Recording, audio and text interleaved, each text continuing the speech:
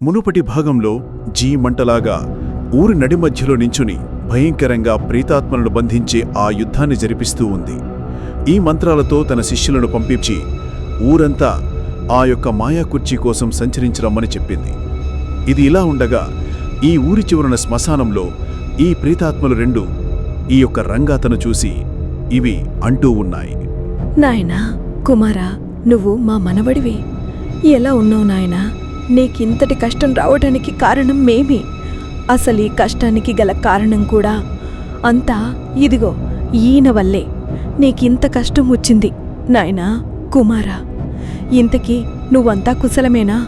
నువ్వు ఆ మాయా కుర్చీ చేతిలో మరణించావా? చెప్పు తండ్రి, చెప్పు అని చెప్పి ఈ యొక్క ఆత్మ ఈ రంగాను అడుగుతూ ఉంది. ఆ మాటలన్నీ విన్న రంగా, అరే, మీరు మా తాతయ్య నానమ్మలా. మీ ఇద్దరిని చూస్తూ ఉంటే నాకు చాలా సంతోషంగా ఉంది. నేను పుట్టక మునిపే మీరిద్దరూ చనిపోయారని అమ్మ నాకు చెబుతూ ఉండేది. కానీ ఇప్పుడు మిమ్మల్ని నేను ఇలా చూస్తూ ఉంటే చాలా సంతోషంగా ఉంది. కానీ ఒకటి, మీరు బ్రతికి ఉంటే ఇంకెంత బాగున్నావు అని నాకు బాధగా ఉంది.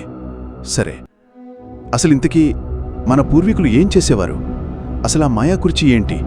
పైగా ఆ కుర్చీ మనకే ఎందుకు కనిపిస్తుంది? ఇది అంతా నాకు చాలా భయంగా అనిపిస్తూ ఉంది. అందుకని మీ సహాయం కోరడానికి నేను ఒక మాంత్రికుడు వద్దకు వెళితే అతను నా శరీరంలోంచి ఆత్మను బయటకు పంపించి ఈ రహస్యం తెలుసుకొని రమ్మని చెప్పాడు. ఇప్పుడు నా శరీరం కూడా అతని వద్దే ఉంది.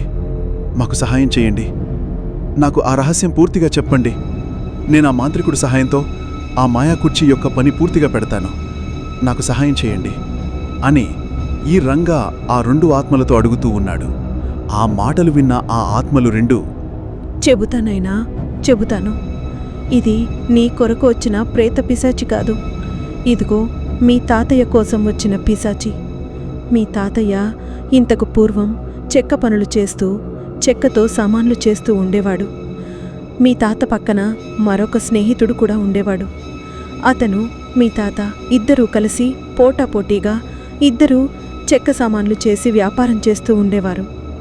ఒకానొక సమయానికి మీ తాత వ్యాపారం చాలా పెరిగి పెద్దదయ్యింది. మీ తాత స్నేహితుడైన అతని వ్యాపారం మాత్రం రోజురోజుకు తగ్గిపోయి చాలా లాస్ అయిపోయాడు. అప్పటినుంచి మీ తాతని చూస్తూ అతడు చాలా ఈర్ష్య పెందుతూ ఉండేవాడు. ఒకరోజు మీ తాతని చంపాలని కూడా ప్రయత్నం చేశాడు. అదృష్టవశాత్తు మీ తాతకు ఏమీ అవ్వలేదు. ఇక ఇలా కాదని చెప్పి మీ తాతని ఎలా అయినా సరే చంపాలని గట్టిగా నిర్ణయించుకున్నాడు ఆ వ్యక్తి. ఒకరోజు ఒక మాంత్రికుడు వద్దకు వెళ్ళి మీ తాతయ్యకి ప్రేతాత్మలు చేతబాడి చేయించమని ఒక మాంత్రికుడికి డబ్బులిచ్చి వచ్చాడు. తరువాత ఆ మాంత్రికుడు మీ తాతను చూసేసరికి అతను ఒక్కసారిగా ఆశ్చర్యపోయాడు. ఎందుకంటే మీ తాతయ్య చాలామందికి సహాయం చేశాడు. అందులో సహాయం పొందిన ఒక వ్యక్తి ఆ మాంత్రగాడు. తన బిడ్డకి ఒకరోజు చాలా అనారోగ్యంగా ఉంటే మీ తాతయ్యే తనకి చాలా డబ్బునిచ్చి ఎంతగానో సహాయం చేసి వాళ్ల కొడుకుని బ్రతికించాడు. అలాంటి వ్యక్తిని చంపమన్నాడు అని చూసి ఆ మాంత్రగాడు చాలా ఆశ్చర్యపోయాడు.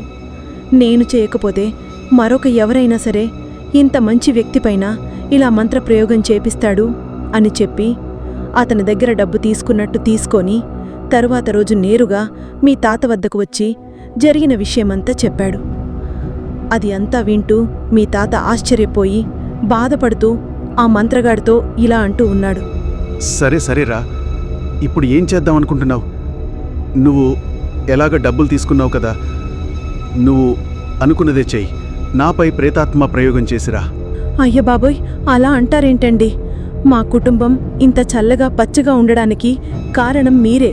అటువంటిది మిమ్మల్ని చంపమంటారా? అలా చేస్తే నాకు పుట్టుగతులు లేకుండా పోతాయి. ఏం చేయాలో నాకు బాగా తెలిసయ్యగారు. నేను ఖచ్చితంగా చేసే తీరుతాను. కానీ మీకు మాత్రం ఇప్పుడు చెడు జరగదు అని ఆ యొక్క మంత్రగాడు మీ తాతతో చెప్పి నేరుగా అక్కడ్నుంచి వెళ్ళిపోయాడు. ఆ యొక్క మంత్రగాడు చెప్పిన విధంగానే ఆ భయంకరమైన ప్రేతాత్మ పూజను మొదలుపెట్టాడు.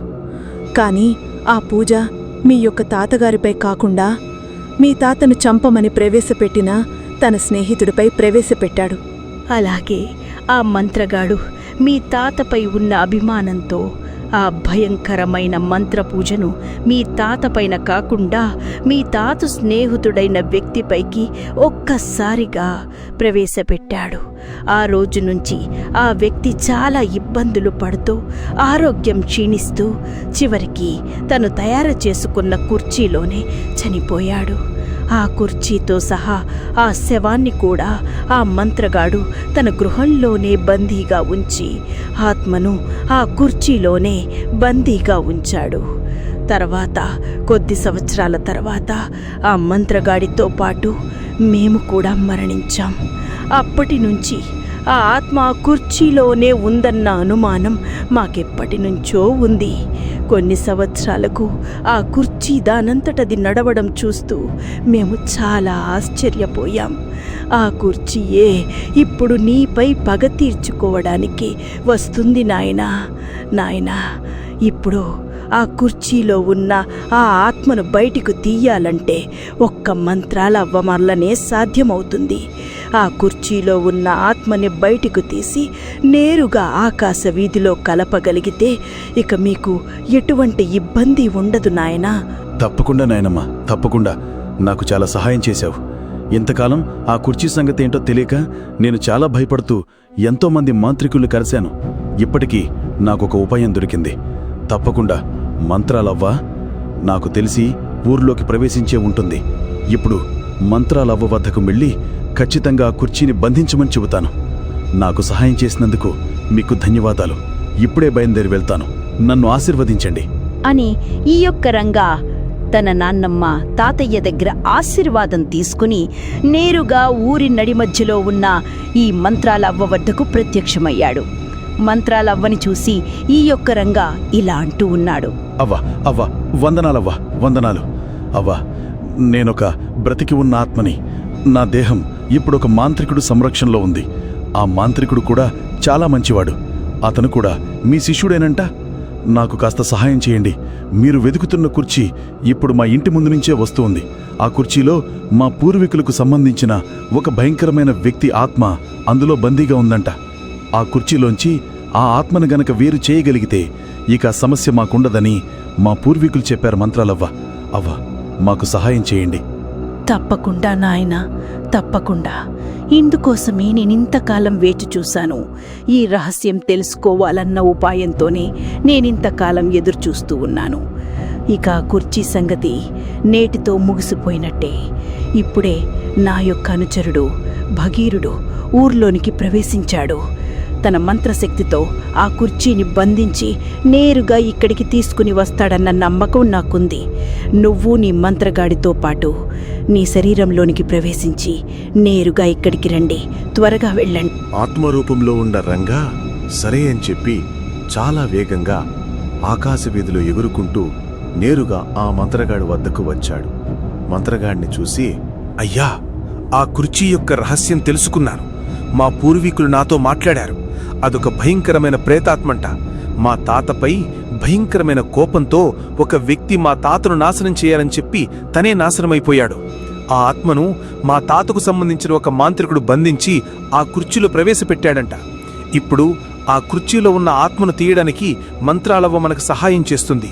మీ గురువైన మంత్రాలవ్వ ఇప్పుడు ఊరి నడిబొడ్డున మీకోసం ఎదురుచూస్తూ ఉంది. మనిద్దరిని త్వరగా రమ్మని చెబుతుంది. పదండి, వెళదాం అని చెప్పి ఈ యొక్క రంగ యొక్క ఆత్మను నేరుగా తన దేహంలోనికి ప్రవేశపెట్టాడు ఆ మాంత్రికుడు. మాంత్రికుడితో పాటు రంగ కూడా నేరుగా మంత్రాలవ్వ వద్దకు చేరుకున్నారు. ఇంతలో మంత్రాలవ్వ పంపిన తన శిష్యుడైన ఆ కుమారుడు ఆ భయంకరమైన నడిచే కుర్చీని తన మంత్రశక్తితో బంధించి నేరుగా ఈ మంత్రాలవ్వ ముందుకు ప్రత్యక్షం చేశాడు. మంత్రాలవ్వ ఆ కుర్చీ వైపు చూస్తూ ఏవో భయంకరమైన పూజలు చేస్తూ శబ్దాలు చూస్తూ మంత్రాలు చదువుతూ ఉంది.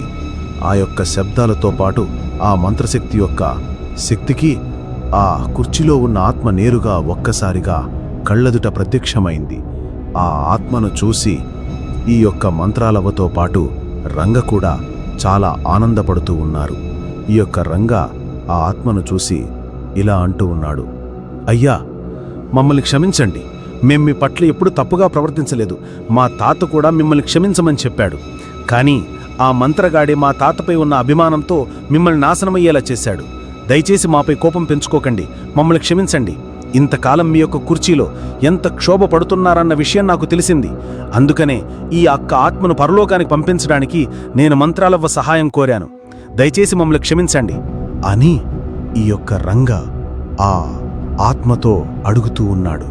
ఆ మాటలు విన్న ఆ యొక్క ఆత్మ, లేదు బిడ్డ, లేదు, నేనే తప్పుగా ప్రవర్తించాను.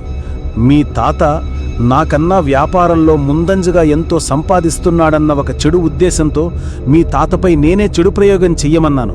కానీ ఆ యొక్క చెడు ప్రయోగం తిరిగి మళ్ళీ నాకే కొట్టింది. ఇందులో నువ్వు చేసిన తప్పేమీ లేదు నాయనా. ఇంతకాలానికి నన్ను విముక్తుని చేసినందుకు నేను చాలా సంతోషిస్తున్నాను. మంత్రాలవ్వ, మీకు వందనాలు అని చెప్పి ఆ యొక్క ఆత్మ ఒక్కసారిగా ఆకాశంలోనికి వెళ్ళి అదృశ్యమైపోయింది. ఇది అంతా చూస్తూ రంగతో పాటు తన భార్య, ఆ మంత్రగాడు, మంత్రాలవ్వ కూడా చాలా సంతోషపడుతూ ఉన్నారు. ఇక ఆ రోజు నుంచి ఆ ఊరిలో ఎటువంటి భూతప్రేత శబ్దాలు కానీ, కుర్చీ అడుగు శబ్దాలు కానీ ఎక్కడా వినిపించలేదు. హాయిగా జీవనం సాగిస్తూ ఉన్నారు ప్రజలు.